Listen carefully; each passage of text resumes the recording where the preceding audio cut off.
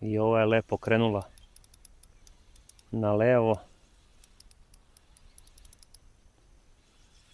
Evo još jedna deverika. Još jedna prelepa savska deverika. Da, to je to. To je to. To je to. Pogledajte kakva riba. Još jedna